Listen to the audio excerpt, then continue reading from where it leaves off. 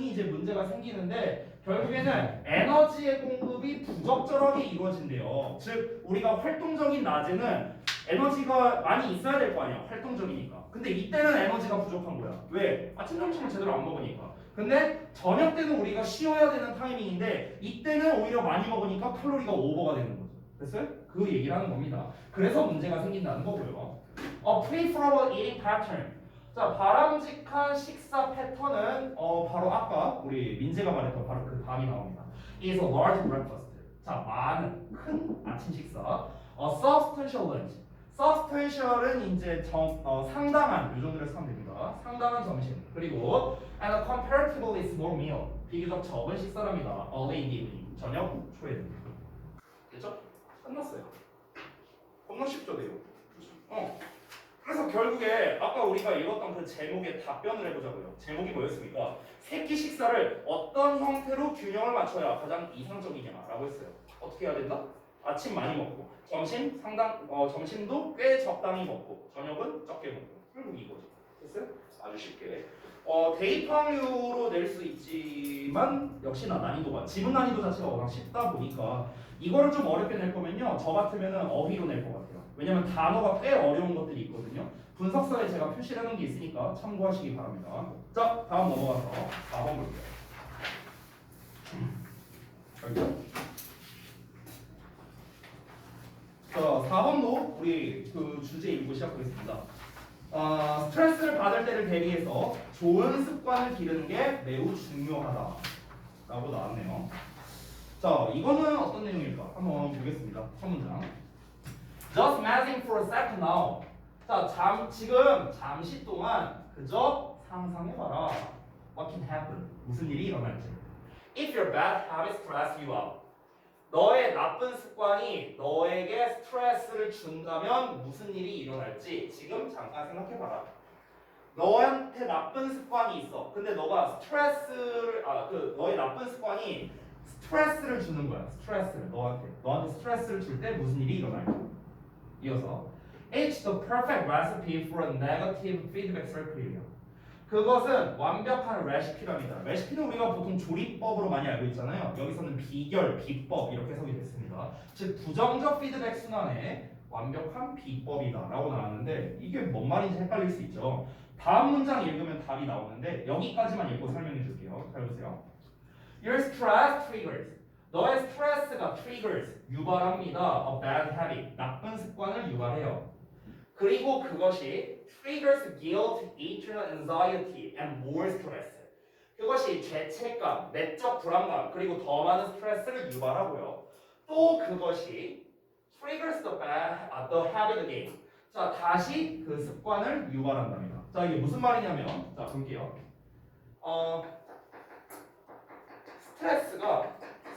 스트레스로 인해서 이 나쁜 습관이 이제 나옵니다. 나쁜 습관.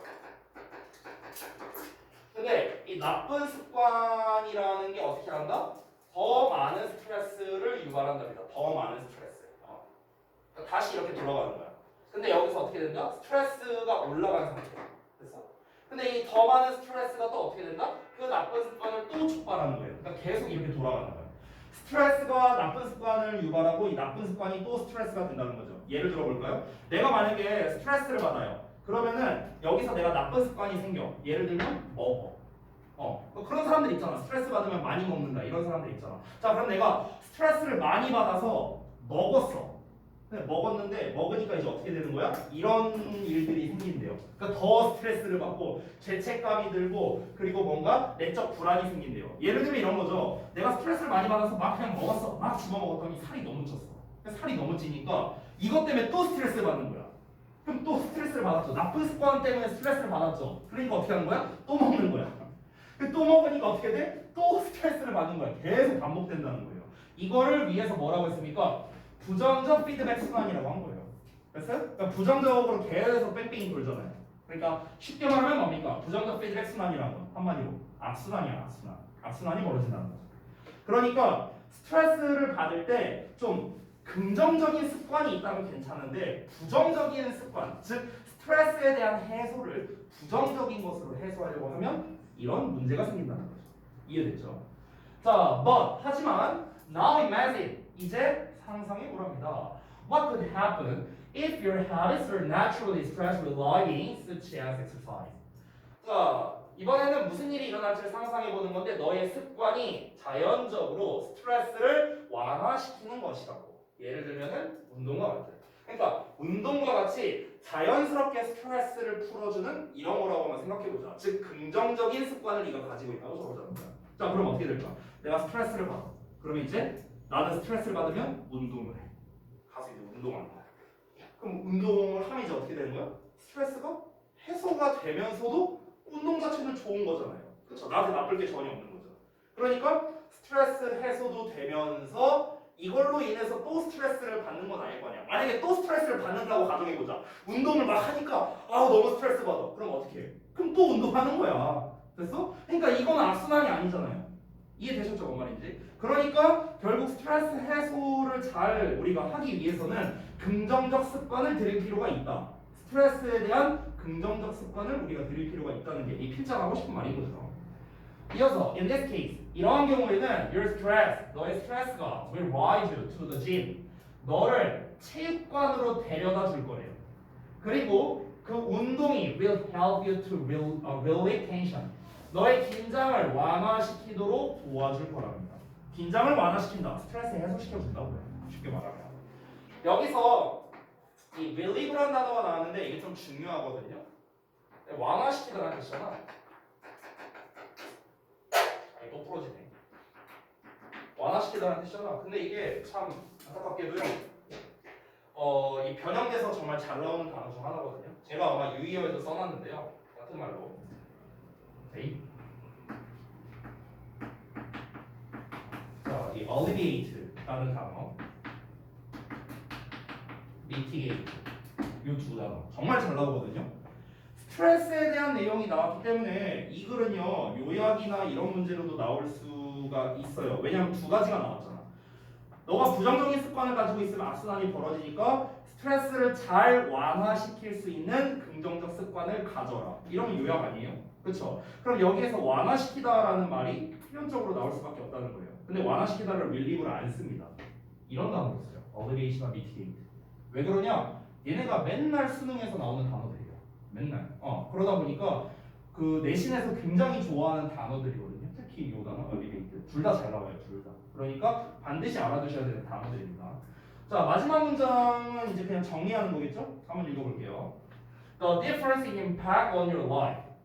너의 인생에 끼친 영향에 대한 차이는 is mind-blowing. mind-blowing은 놀랄만하다. mind는 마음이고 blow는 뭔가 이렇게 되는 거니까 mind가 이렇게 되는 거야. 놀랄만한 이렇게 되는 거죠. 자, 왜 그러냐면 one pursuit. 여기서 one이라는 건요 one habit이거든요. one habit. 그러니까 습관이야 습관. 어떤 한 습관을 말하는 거야. 그리고 여기 one과 대응되는 게 바로 여기 디아도 나와 있죠. one 디아들. 됐어요?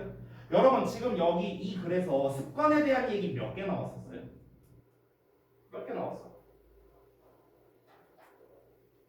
어려운 질문이었나? 아니 처음에 부정적 습관 나왔잖아. 그리고 긍정적 습관 나왔잖아. 몇 개 나왔어요? 2개 나왔잖아. 됐어? 그럼 여기서 한 습관, 다른 습관, 그럼 한 개는 긍정적인 거, 한 개는 부정적인 거 이렇게 말하겠죠. 됐어요? 그럼 뭐가 긍정적이고 부정적인지 읽어보면 답이 나오겠죠? 읽어볼까요?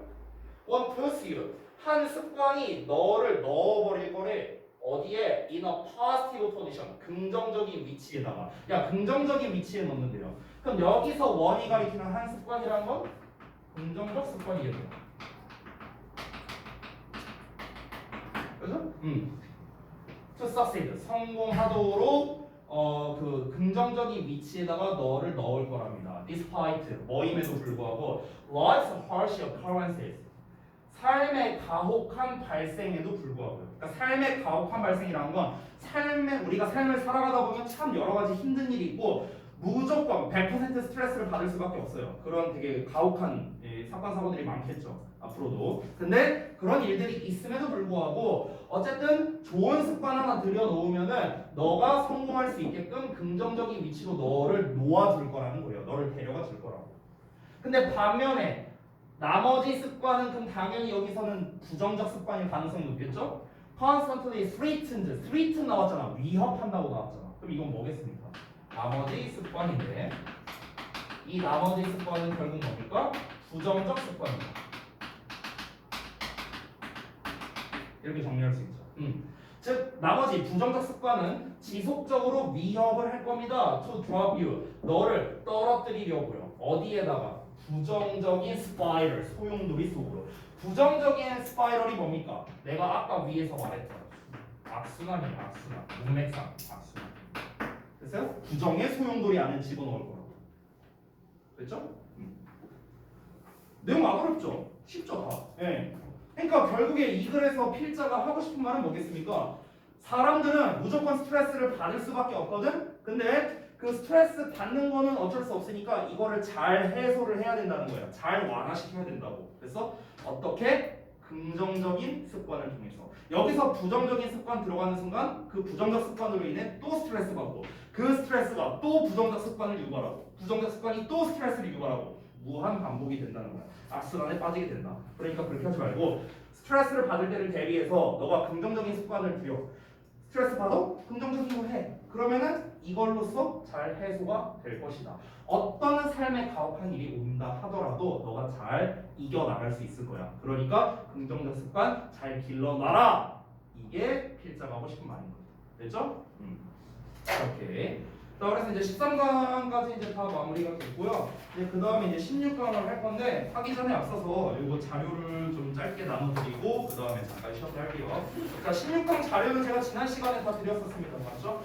지금 드리는 거는요, 16강 유의어 드리는 거예요. 16강 유의어. 자.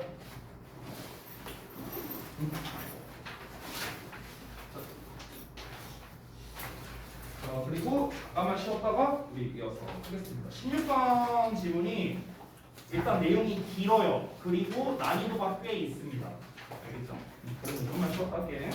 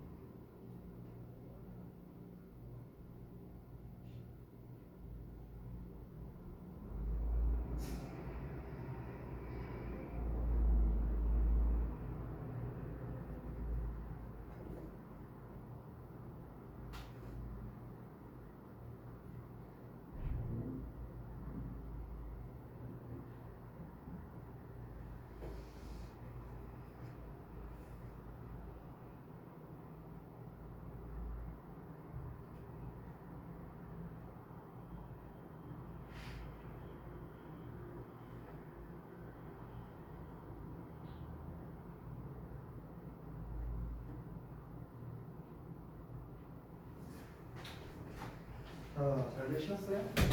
다음 거 볼까요?16강의 레디부터.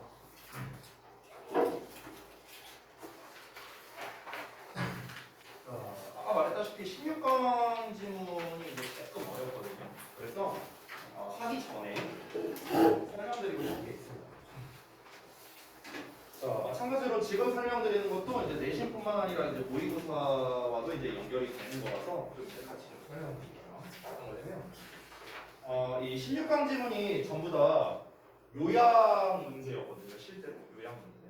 근데 이 요약 문제들 걸 이제 보면은 대부분, 그러니까 전부는 아니지만 대체로 어떤 게 많이 나오냐면 실험류의 글이 많이 나와요. 실험, 뭐 연구원, 이런 거 있죠. 이런 류의 글이 보통 요약으로 되게 잘 쓰여지거든. 이 실험이나 연구 내용이 나오면 보통 글의 흐름이 어떻게 가냐면 일단 실험 내용이 나옵니다. 실험 내용에 이어서 그 실험에 대한 결과가 나와야겠죠. 당연히. 그럼 이 실험 결과가 나오고 나면은 이제 이 결과를 통해 알 수 있는 사실이 있어요. 이 결과를 통해 알 수 있는 사실이 뭐냐? 바로 이 글의 요약문이 되는 겁니다. 됐어요? 그래서 일반적으로 결과를 통해 알 수 있는 사실은 본문에서 직접적으로 안 나옵니다. 직접적으로 잘 안 나오고요. 딱 여기까지만 말해요. 여기까지만.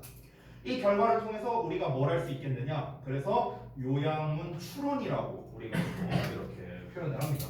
자, 그래서 여러분 결국에는 그러면 실험 내용과 결과가 나온다면 둘 중에 뭐가 더 중요할까요? 내용이 중요할까? 결과가 중요할까? 결과가 중요해요. 즉 실험의 글이 나온다는 거는 후반부에 중요한 말이 있구나 라고 우리가 일단 인지하고 들어갈 수 있다는 겁니다. 실제로 너네가 모의고사 40번 문제를 풀어보면 요양 문제가 나오는데 이 요양 문제를 풀 때도 사실 모의고사 기준으로 요양 문제는 그렇게 어렵지 않거든요. 모의고사 기준으로는. 그래서 실제로 이제 모의고사를 풀 때는 이제 그 요양문이 이제 빈칸 2개 빵빵 뚫려서 나와 있잖아요. 그럼 그 내용을 먼저 읽어서 소재를 파악하고 후반부 위주로 읽으면은 되게 빠르게 풀 수 있어요. 한 30초면 풀 수 있는 그런 유형이기도 합니다. 그래서 대부분 이제 후반부에 중후반부에 이제 주제가 많이 나온다라고 생각하고 있죠. 이런 류의 글은요. 다시 한번 말하지만 요약 문제를 이런 것만 낼 수 있는 건 아니에요. 다른 모든 지문을 다 요약을 할 수 있지만 보통 요약 파트에 있는 지문들이 이런 애들이 좀 많이 나와요. 우리가 지금 읽는 이제 이 레디 같은 경우는요. 사실 어찌 보면은 얘는 연구나 실험을 한 거는 아닙니다. 실험을 한 건 아닌데 그러니까 무슨 연구실에서 일어나는 그런 실험, 피실험자가 있고 그런 건 아닌데요. 약간 비슷해요. 약간 비슷해. 이제 뭐가 비슷하냐면은 내용을 읽어보면 알겠지만 혹시 진도 나가나요? 여기까지? 아직 안 나갔어요? 내용을 보면 알겠지만 내용이 뭐냐면요. 이제 그 어떤 자기 자녀가 있는데 자기 자녀가 일종의 트라우마 같은 걸 겪는 거야. 너무 무서운 경험을 해갖고. 그럼 어떻게 하면 그 트라우마를 극복하게 해줄까? 해서 자기 자식한테 직접 이렇게 시도를 해갖고 그 트라우마를 결국엔 극복했다라는 내용이거든요. 글 전체가. 그러니까 자기 자식한테 어찌 보면은 실험을 시도했다라고 볼 수 있는 거겠죠. 그렇죠? 더 구체적인 실험에 대한 내용이 이제 나오기도 하는데요. 그 내용이 가장 대표적인 게 16강의 1번 지문이 그렇습니다. 16강의 1번 지문 같은 게 대표적인 이제 연구 실험류의 글이라고 할 수 있어요. 그래서 뭐 결장경 검사 방식에 대한 연구라고 나와 있거든요. 거기 우리 분석서를 보더라도 그러니까 연구에 대한 내용 나오고 그 다음에 또 대표적으로 뭐가 있을까 몇 번이었더라? 그때 2번 지문이었나? 잠깐만요. 2번 지문은 조금 차이가 있네요. 나머지 부분들은 조금 차이가 있네. 16강에 4번? 근데 4번도 연구라고 보면 좀 어려운데. 근데 여기 수능 감잡기 교재 기준으로는 연구 실험류가 그렇게 많이 나오진 않았네요. 아무튼간 이제 이런 거는 그냥 하나의 팁으로서 그냥 설명을 드렸고 게다가 이제 한 가지 더 말씀드리고 싶은 게 있는데 요 지문이 약간 난이도가 있거든요. 약간. 여기 잠깐 세 번째 문장 보시면요. 제가 뭐 주저리 이렇게 써놓은 게 있어요. 보이시죠? 보라색 글씨를 뭐 써있죠? 여러분 교재 기준으로. 여기에서 이 내용이 뭐냐면요. 제가 잠깐 보여드릴게요. 자, 지금 첫 문장이 뭐로 시작하는지만 잠깐 봐주세요. When a child experiences 이렇게 시작하는 문장이에요. 자, 제가 잠깐 보여드리자면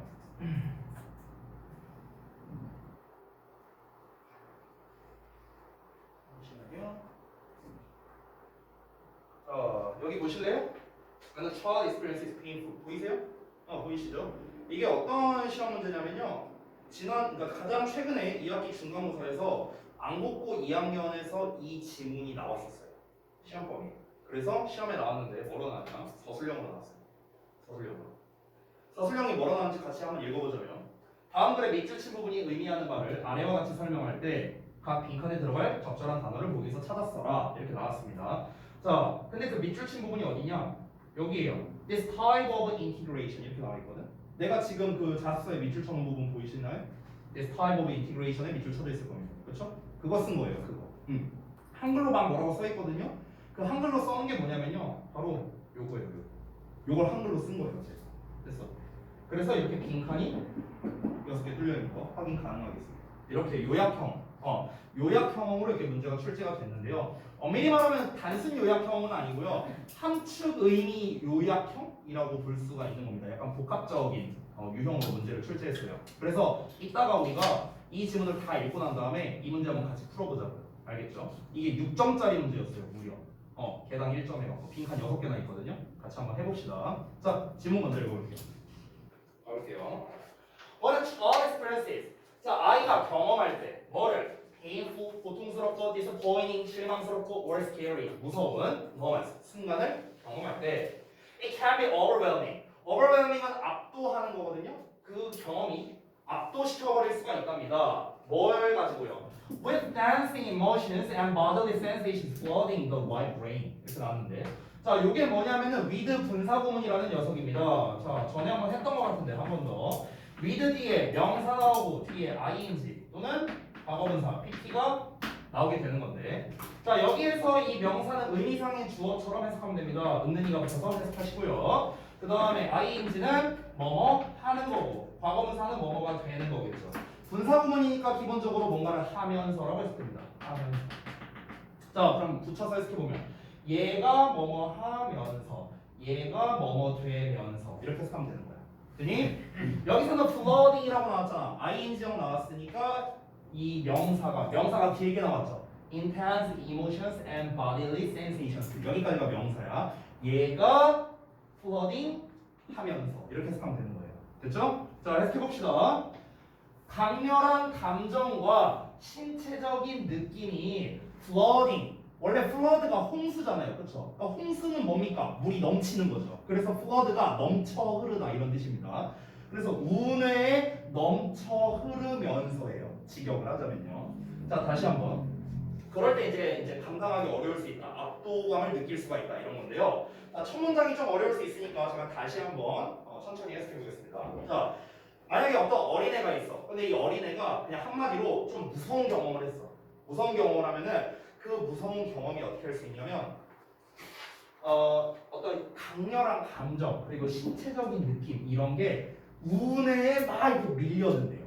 홍수가 나서 막 이렇게 오는 것처럼 나의 운해에 막 이렇게 밀려든다는 거야. 그래서 내가 압도감을 느낄 수 있대요. 그러한 경험이 압도감을 줄 수가 있다는 거야. 압박감을 줄 수 있다는 거죠. 쉽게 말하면. 자, 이어서 바로 볼게요. When this happens, 이러한 일이 발생할 때 we as parents, 우리는 부모로서 can help, 도와줄 수 있는데 bring the left hemisphere in the picture. left hemisphere가 이 hemisphere가 반구라는 뜻이거든요. 반구. 구의 반쪽. 이걸 우리가 hemisphere라고 해요. 그래서 근데 left hemisphere니까 반구에서 왼쪽이잖아요. 그럼 뭡니까? 좌뇌예요. 좌뇌. 한마디로 말하면. 됐죠? 지금 뇌 얘기했잖아요. 아까 전에 뭐라고 했습니까? 내가 무서운 경험, 우리 애가 무서운 경험을 하면은 운에 뭐가 막 이렇게 몰려온대. 그러면 이런 일이 발생할 때 우리는 어떻게 도와줘야 되는가? 아이한테 좌뇌를 불러들이게 하는 거예요. 좌뇌를 불러들인다. 좌뇌를 활성화시킨답니다. Into the picture. 그 상황에다가 이렇게 활성화를 시킨다는 거죠. So that 뭐 하기 위해서? 아이가 can begin. 시작할 수 있기 위해서. So understand what's happening. 무슨 일이 일어나고 있는지를 이해하는 걸 시작하기 위해서요. 자, 그러니까 여러분 한번 우리가 상식적으로 또 접근해보자. 뇌 한쪽으로 막 어떤 감정이 몰려든데요. 그러면은 이거 자체가 밸런스가 깨진 거 아니에요? 근데 밸런스가 깨져갖고 한쪽에만 감정적인 게 막 이제 몰려드는 거야. 그러니까 운해가 이제 뭔가 감정적인 뭐 그런 거를 담당을 하나 보죠. 그러니까 감정적인 게 몰려드니까 이성적으로 애가 생각을 못 하는 거야. 감정적으로만 너무 무서우니까 압도돼갖고 이러고 있는 거야. 그럼 이제 이 상황에서 어떻게 하느냐? 좌뇌를 활성화시켜준다는 거죠. 좌뇌를요. 그럼 좌뇌는 이성을 담당하는 부분이라고 해요. 좌뇌는 이성을 담당하는 부분. 여기는 감정을 담당하는 부분이라고 해요. 근데 감정을 담당하는 부분이 꽉 차버렸어. 그러니까 아무것도 이성적으로 판단을 못하는 거야. 그러니까 어떻게 해야 돼? 애를 진정시키고 이성적으로도 생각을 할 수 있게끔 좌뇌를 활성화시켜줘야겠죠. 그러면 좌뇌를 활성화시켜줬어. 이성적으로 판단하게 도와줬어. 그럼 이제 아이는 어떻게 생각을 할까? 이 무서움이 조금 사그라들고 왜 그 일이 일어나고 있을까? 라고 이제 이성적으로 이해할 수 있게 해준다는 거죠. 이해되세요? 됐어? 자, 그러면은 좌뇌를 활성화시켜 준다라는 건 결국에는 뭘 말하는 거냐? 여기 잠깐 보시면 인티그레이션이라고 나왔어요. 통합이라는 뜻이거든요. 통합된 거죠. 원래는 우뇌만 활성화돼 있었는데 그 무서운 감정 때문에. 근데 좌뇌를 우리 부모가 좌뇌를 활성화시켜 준다는 건 이제 통합된 거잖아요. 이렇게. 그래서 이러한 종류의 통합이라고 표현을 한 거예요. 이해되세요? 자, 다시 읽어볼게. One of the best ways to promote this type of integration. 이러한 종류의 통합을 증진시켜주는 가장 좋은 방법들 중 하나랍니다. 즉 아이가 너무나 무서운 경험을 해갖고 압도감을 느끼고 있어. 운에 이 감정적인 막 꽉 차갖고. 그래서 이성적인 부분, 즉 자아내를 활성화해 줄 수 있는 방법 중 하나는. 됐어요? 아니 자아내를 활성화하면 이제 애가 이 상황을 이해하고 극복이 될 거라며. 근데 어떻게 활성화시켜주냐고. 그 방법을 이제 말해주려고 하는 거야. 알겠지? 그 방법 중 하나가 뭐냐? 바로 투부정사 이하예요. To help retell the story of the frightening or painful experience. 무섭거나 고통스러운 경험에 대한 그 이야기를 retell, 다시 말해주는 거예요. 오히려 다시 말해주면은 그러면 이제 자아내가 활성화될 수 있대요. 자, 그러면 이제 여기에서 요 문장이 핵심 문장이거든요. 핵심 문장. 방법을 말해줬잖아. 아니 두려운 경험에 대해서 어떻게 극복을 하게 해줄 수 있느냐, 어떻게 자아내를 활성화시킬 수 있느냐, 다시 말해주는 거래. 다시 말해주는 거. 얘들아, 다시 말해준다는 거는 반복시킨다라고 볼 수도 있죠. 반복시킨다. 됐어? 그럼 이 본문에 반복이라는 말은 안 나오거든요. 반복 하나가 뭐야? repeat이잖아. repeat. 근데 repeat이라는 단어가 안 나와요. 이런 단어가 요양문에 나오는 거예요. 아마 나와 있을 거예요. 요양문에. 한번 보겠습니다. 다음 문장. 자, 보통 for instance 이렇게 for example, for instance 예시 나오면은 예시 있는 문장 전 문장이 주제거든요. 실제로 여기가 가장 중요한 문장이죠. 그렇죠? 어떻게 극복하게 해준다? 다시 이야기해라. 결론 나왔잖아. 여기가 주제문이에요. 이어서. 자, for instance 예를 들어서 벨라가 was 9 years old. 9살짜리인데 when the toilet overflowed. 자, 변기가 넘쳤답니다. When she flushed. 이 flush가 뭐냐면 변기 물 내리는 걸 flush라고 해요. 그러면 그녀가 변기물을 내렸을 때 이 변기가 넘쳤다는 거야. 그리고 experience of watching the water rise and pour onto the floor. 여기 잠깐 보면 이 watching 보이죠? 이거 지각동사거든. 그래서 지각동사의 목적어의 동사원형 형태 나온 거 보이시죠? 여기 power도 동사원형 나와 있고 이렇게 짝입니다. 됐나요? 자, 그러면 물이 rise 올라가서 상승해서 power onto the floor니까 power는 이렇게 쏟아버리는 거잖아요. 그러니까 바닥에 쏟아진 거죠. 그래서 이것을 본 경험이죠. 그니 이걸 본 경험이 left 남겨줍니다. 그녀에게 unwilling 하도록요. unwilling이랑 내가 동의어 정말 많이 써줬는데 R로 시작하는 거 뭡니까? 모르겠어요? unwilling이 무슨 뜻이야? 얘들아, willing이 무슨 뜻이야? willing. 그럼 이렇게 할게요. be willing to 동사원형. 이거 많은데 willing은 왜 몰라? 기꺼이 뭐뭐 하다. 그럼 willing만 해석하면 기꺼이가 아니고 기꺼이 뭐뭐 하는, 기꺼이 하고자 하는, 이게 willing이야. 아니 얘들아, 어렵게 생각하지 마. will이란 단어 있지, will. 우리가 어떻게 해석해 보통? 뭐뭐 할 것이다라고 해석하잖아. 뭐뭐 할 것이다. 근데 이 will이라는 단어가 조동사로서 뭐뭐 할 것이다라는 뜻이 있고요, 명사로서 의지라는 뜻이 있어요. will의 기본 뜻은 이거예요, 원래. 우리가 흔히 미래 시제로서 will이 할 것이다라고 하는데 사실 그거는 문법책에서 잘못 설명하는 거예요. 미래 시제라는 개념은 영어에 없어요.